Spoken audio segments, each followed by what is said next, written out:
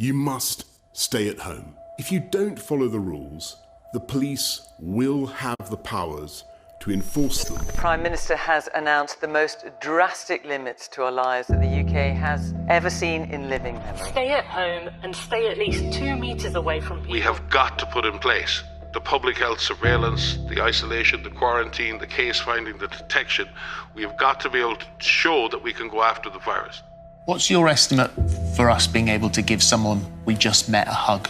Well, I wouldn't recommend it. Really, to get to the point where this is totally sorted is when we have a treatment or a vaccine. The ultimate solution is a highly effective, safe vaccine, but there will be a trade-off. We'll have less safety testing than we typically would have. And so governments will have to decide, do they indemnify the companies and really say, let's go out with this? This paper was prepared by SAGE's behavioural science subgroup. The perceived level of personal threat needs to be increased amongst those who are complacent, using hard-hitting emotional messaging. I'm struggling to see how this is not a direct psychological attack on everybody in this country. It is, Mike. This is the British government using applied behavioural psychology to make people frightened so that it can put its agenda in place.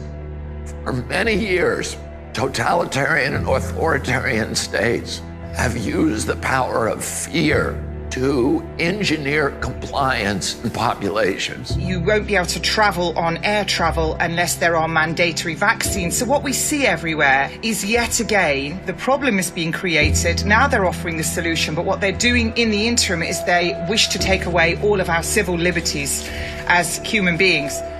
They're running it. The Gateses are running the whole vaccine operation. They're running the World Health Organization. This will be the new normal until a vaccine is developed. We are at a pivotal point in the history of the human race, literally.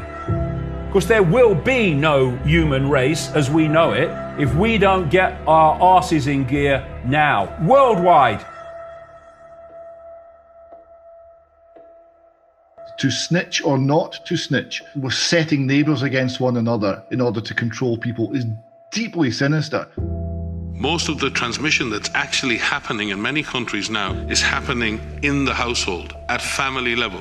Now we need to go and look in families to find those people who may be sick and remove them and isolate them in a safe and dignified manner. DCF's Division of Child Protection and Permanency may be called to take custody of your children. So should we do something now? Or are we going to roll over and let them take our kids? We're going to let them go door to door, declaring medical martial law on the parents, and then taking the kids. I am now directing medical officers of health that all confirmed cases are to be managed in a quarantine facility. You either get your tests done and make sure you're cleared, or we will keep you in a facility longer. So I think most people will look at that and say, I'll take the test. I don't care who you are, I don't care what walk of life you are from. The moment you start raiding people's houses or even organising a protest, you live in a dictatorship. I've been arrested for my daily walk, for walking down the street. Fascism! This is fascism! This bill enables the police to enter a home without a warrant. Madam Speaker, the police have never held that power. You need to open your fucking eyes, Australia, and understand what's happening. This isn't normal. This isn't a mild inconvenience if we just follow the rules, everything's going back to normal.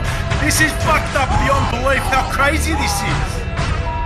They ruined our businesses. They've treated us like animals.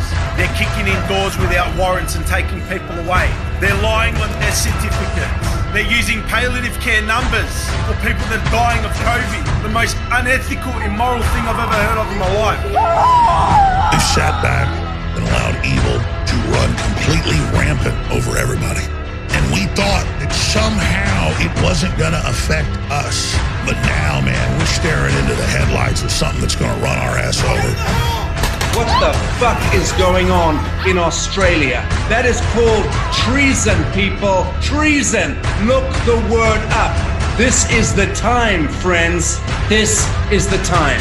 These masks have absolutely nothing to do with health, but everything to do with the complying with a false flag, tyrannical agenda. Nobody is listening. They don't care what is happening to these people. אני מבקש מכם, צעירים, מבוגרים, לכו להתחסן. קחו את הדרכון הירוק שלכם. Protests are not safe. Protests are selfish. Protests are potentially very dangerous. This is also a test of humanity to see how much of our liberty we will let go before we finally draw the line under enough. We, the people, are waking up. They don't need celebrating, they need calling out. They need exposing for what they're doing. But you don't have a choice. People act like you have a choice. Normalcy only returns when we've largely vaccinated the entire global population. No, I will not cooperate with our own enslavement, and there are billions of us and a handful of you.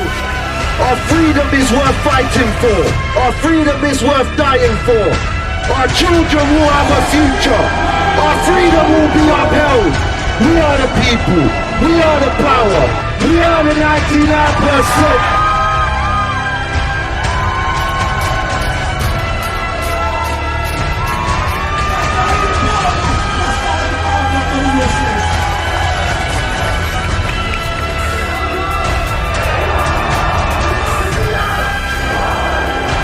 The sleeping lion is stirring, it's starting to wake. And when that lion roars, checkmate. Love ya.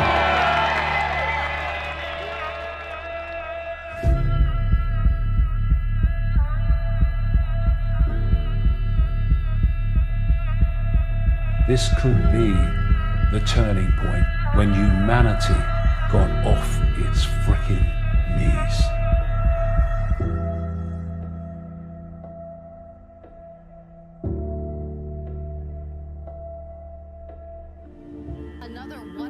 Our lives are shaped and guided by stories. The stories we're told become the stories we tell.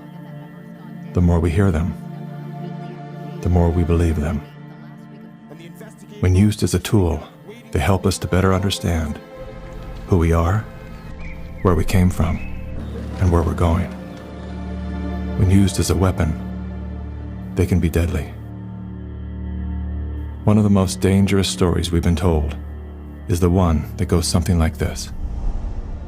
Humanity is a failed experiment. We are parasites, a cancer, a virus. Human beings are a disease.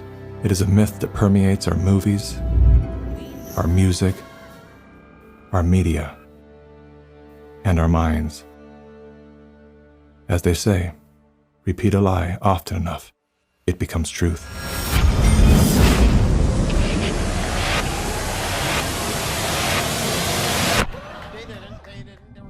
Perhaps that was the goal of the authors of that story. We feel too afraid to have kids because we feel that we're heading towards civilization breakdown as a result of Fear shuts down the part of our brain designed to solve problems. Without that ability, we look for others to guide and save us.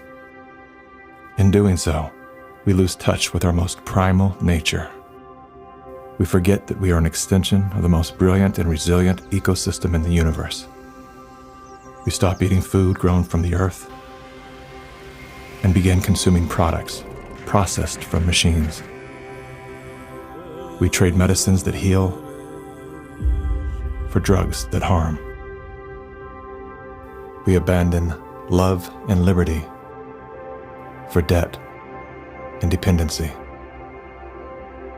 The good news is, our story is not over. The climax has yet to come. That moment when the hero rises from defeat, summoning a force they forgot they had. A force within, a force of nature.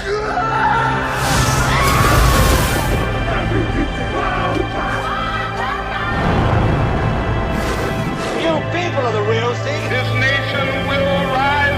a new generation of Americans. It is time to think about the future generation.